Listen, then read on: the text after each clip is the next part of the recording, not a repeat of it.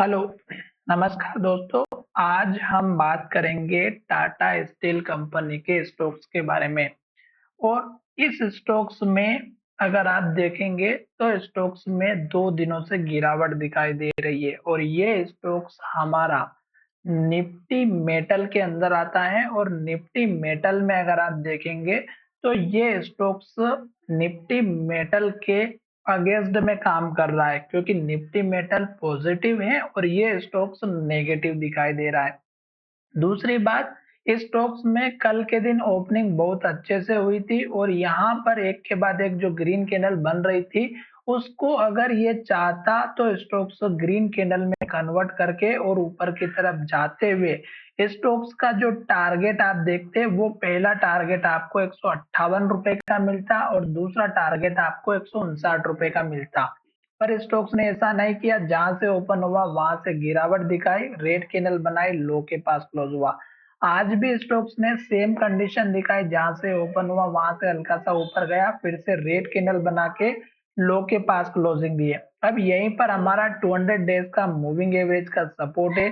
साथ ही आप अगर देखेंगे तो ये स्टॉक्स ने नीचे लो बनाया था 142 रुपए का। स्टॉक को यहाँ से अप ट्रेंड को फॉलो करना है तो इस लो को नहीं तोड़ेगा और स्टॉक्स यहाँ से कल के दिन सपोर्ट लेकर के ऊपर जाते हुए दिखाई दे सकता है। तो उस केस में आप टारगेट देखिएगा, इस कैंडल के हाई के ऊपर अभी स्टॉक्स नहीं जा रहा है, तो पहला टारगेट 154 रुपए 30 पैसे का रखिएगा। दूसरा टारगेट इस कैंडल के लो का रखिएगा 155 रुपए का। और तीसरा टारगेट जो आपको यहाँ पे सबसे इंपॉर्टेंट रखना है 158 से 159 का।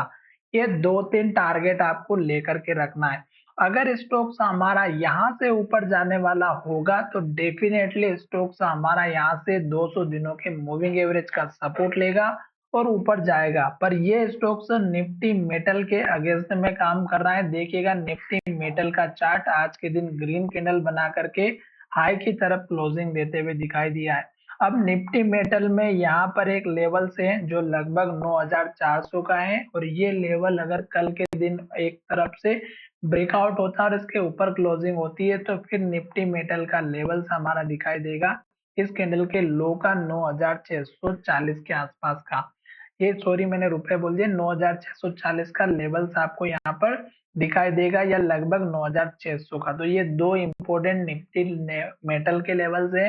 यहाँ पर निफ्टी मेटल एक के बाद एक हाई बनाते हुए जा रही है, पर इस स्टॉक्स में 2 दिनों से हाई के बाद रेड कैंडल बन रही है, तो थोड़ा सा सतर्क होकर चलिएगा। लास्ट का स्टॉक का सपोर्ट लेवल इस कैंडल के लो का रखिएगा जो कि 149 का है। अगर अब स्टॉक से इस लेवल को तोड़ता है तो फिर स्टॉक्स में शायद गिरावट दिखाई दे सकती है और फिर स्टॉक्स नीचे भी जा सकता है। पर स्टॉक्स में बुलिशनेस बनी हुई है, टेंशन लेने की कोई बात नहीं है, क्योंकि 200 दिनों के मूविंग एवरेज का सपोर्ट है। थोड़ा सा ध्यान में ये रखिएगा कि अगर स्टॉक से इस तरह की एक के बाद एक रेड कैंडल बनाता है, लो बनाता है, तो नई फ्रेश एंट्री नहीं करना है। 2 रेड कैंडल बन चुकी है, जब तक रेड कैंडल और लो बनेगा आपको इंतजार करना है। ग्रीन कैंडल बनती है तो स्टॉक्स में बने रह सकते हैं जब तक स्टॉक्स हाई बनाता है, जैसे यहाँ पर। फिर स्टॉक्स ने डोजी या इन्वर्टेड एमर कैंडल बनाई, यहाँ पे आपको सतर्क हो जाना था। तो चलिए वीडियो को यहाँ पे विराम करते हैं। टारगेट आपको यहाँ पर 158 159 का सबसे इंपोर्टेंट लेकर के चलना है।